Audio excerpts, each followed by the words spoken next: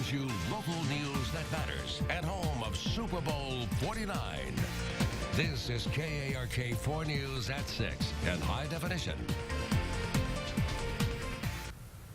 An Arkansas boxing champion behind bars after getting his bond revoked and releasing a series of videos on social media. The question out there tonight, what's going on with Jermain Taylor? Thank you for joining us tonight at 6 o'clock, everyone. I'm Bob Clausen. And I'm Ashley Katz. Less than 24 hours after bonding out on $50,000, boxing champ Jermain Taylor turns himself into police. KARK4's Suzanne Bruner joins us now live from the Pulaski County Detention Center with more on why he's back behind bars this time. Suzanne? You know, Bob and Ashley, that is a question a lot of people out here are asking. Earlier this afternoon, Pulaski County Sheriff's Office said they received a call from Jermain Taylor's lawyer saying that they were nearby, that his client was ready to be picked up and taken into custody. That's when deputies went around the corner right over here on Roosevelt and Brown and took him in. But this comes right after a prosecutor in the August shooting case involving Taylor and his cousin requested a judge to revoke Taylor's bond because he violated the terms of that bond on Monday. That Monday, a man told police Taylor shot at him in front of his wife and kids and even threatened to kill him. That is according to this man. Those who followed Taylor throughout his boxing career say this is not the same man. Something else is going on and he's in distress. I believe it's very different. It's very detrimental to his career. Now, shortly before Pulaski County deputies took Taylor into custody, he posted 2 videos of himself on Facebook that you're looking at right now, one showing him fixing the flat tire on his car. He said he had 2 hours to go of being free and that he had gotten a flat tire.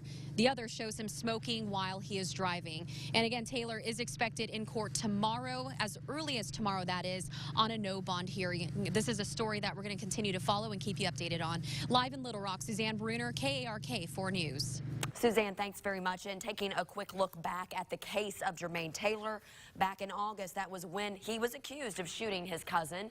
In early November, he won the International Boxing Federation middleweight title. Later that month, the shooting case was moved to circuit court, and that is where he was formally charged with first-degree battery and terroristic threatening. Then in December, the boxer pleaded not guilty to those charges. A Senate committee says yes to Governor Asa Hutchinson's middle-class income tax plan. Under the legislation, up to 500,000 Arkansans will see some tax relief. As KARK4's David Goins shows us this evening, that's spreading positive vibes both in and outside the state capitol. David? Well, Bob, Asa Hutchinson wanted an income tax when he came in as governor early on, and today the Senate took action, and soon it will mean more money in the pockets for many Arkansans. And away we go. Yay! On a chilly winter day, the Little Rock Zoo Carousel, a great place to take a ride, and for Jimmy Evans, a great time to run around with his little girl Phoebe. I didn't see the tigers.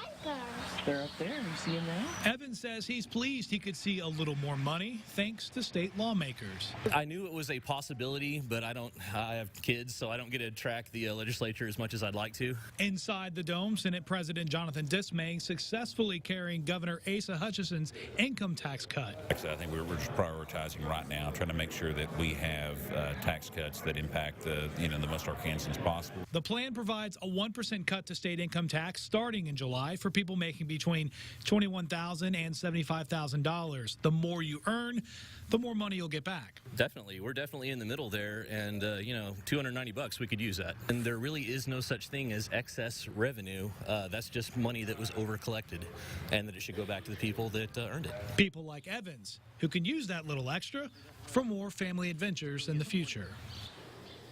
And Dismay says the Senate should vote on this as early as tomorrow. For the House, expect action in the next couple of weeks. For now, we're live at the state capitol. David Goins, KARK 4 News.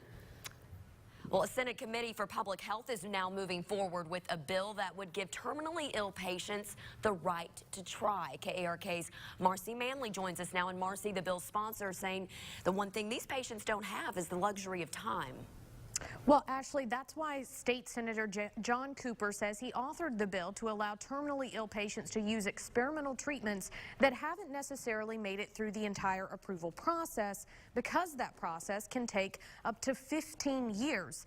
to complete. Essentially, terminally ill patients would have the opportunity, under the guidance of a doctor, to seek out and receive treatment of drugs or other devices that have passed at least phase 1 approval in the FDA trial process, but haven't been approved for mass marketing. Patients would have to sign informed consents, and doctors or others involved in the care of the patients would receive limited immunity for the impact of the treatment.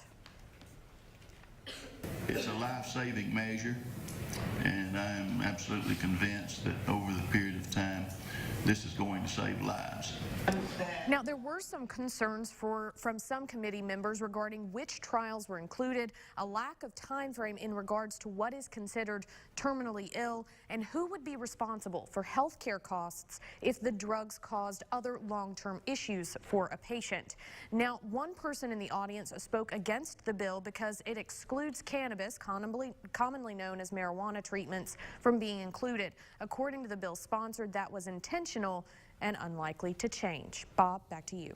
A lot going on up there. Let's go ahead and take a look at today's Capitol Notebook. We're focusing on a push by legislators to remove Robert E. Lee Day from being celebrated on the same day as Dr. Martin Luther King Jr. holiday. Robert E. Lee, as you know, a white general who led the Confederate Army. Dr. Martin Luther King Jr., as you know, a black civil rights leader heading that movement. Arkansas is one of 3 states that celebrate both on the 3rd Monday of January. And another House bill introduced to revise the hours of employment allowed for 17-year-olds. It would allow them to work more than 6 days a week and 54 hours a week. Arkansas-based Tyson Foods is forced to pay more than $500,000 for a chemical spill that killed hundreds of thousands of fish in Missouri. According to the Attorney General there, Chris Koster, the settlement aims to restore Clear Creek, that's in southwest Missouri, and also prevent something like this from happening again. In a lawsuit, Koster claimed that in May of 2014, Tyson discharged wastewater into the Monette sewer system. That wastewater contained a highly acidic animal feed supplement. Tyson's unlawful discharge caused the city's wastewater treatment facility to fail, so that a discharge of sewage containing a high level of ammonia contaminated Clear Creek. As a result, about 100,000 fish died and a stench permeated in that town. The statement from Tyson reads, quote, "We deeply regret the incident in Clear Creek near Monette, Missouri this past May. We've worked diligently and cooperatively with state and other agencies to make sure things are right, including entering into that settlement." You can read more about the settlement on our website, arkansasmatters.com. We're fixing to get in there and have a knockdown drag out. A fight in court today to reunite parents and their 7 children removed from the home last week. A huge hearing of probability caused today at the juvenile court in Hot Springs after the children were taken following a search for a miracle mineral solution that apparently can endanger the welfare of children. Was it true? Is that evidence at the center of all this? KRK4's Josh Berry joining us live in Hot Springs with the latest on this. And Josh, what do we know so far that MMS was so pivotal, but now it seems to be other things involved?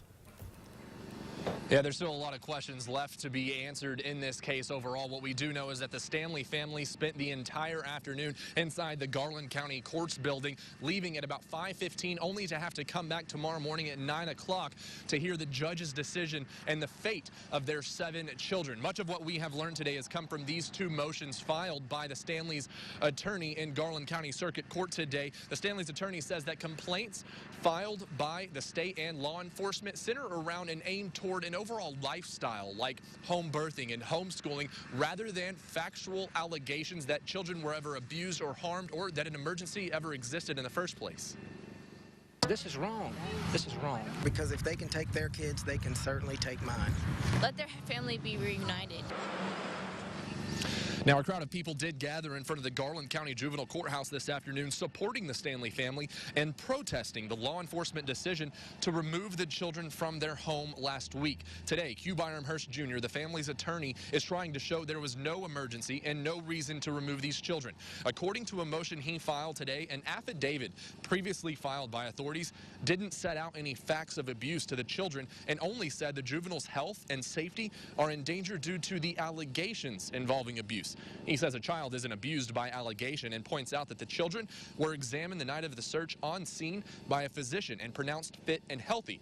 Of course, some of the attention has centered around the chemical substance MMS being on the property and alleged claims that Hal Stanley was using the miracle mineral solution and his children were in danger because of it. There was no evidence at all that the children had ingested any of that or been harmed by it. And that was probably the most serious allegation that was made. Now, Hearst did file the motion in Garland County Circuit Court today to dismiss that emergency order that has kept these children in custody, saying that the 7 children were removed from their home based mainly on the assertions of the 16-year-old child of the Stanleys. Now, of course, the Stanleys will have to, again, come back tomorrow morning at 9 o'clock. We'll be sure to keep everyone updated on that outcome. Until then, we are live in Hot Springs. I'm Josh Berry, KARK 4 News. Josh, thank you very much. Coming up, from roots to riches, why it's paying off for a restaurant that's all about eating local. In this life, we have to endure a lot. Well, from the pros to reading a little prose, a Super Bowl champ is coming home to help others. That story next. And high temperatures anywhere from 5-10 degrees below what we saw the last couple of days. But here in Little Rock, still running about 10 degrees above average. After starting at 34, we're up to 60 this afternoon.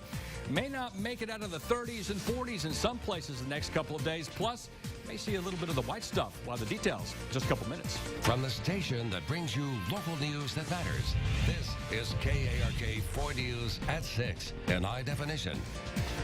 With Bob Clausen, Ashley Katz, Chief Meteorologist Keith Monahan, and Aaron Peters with your Razorback Nation report.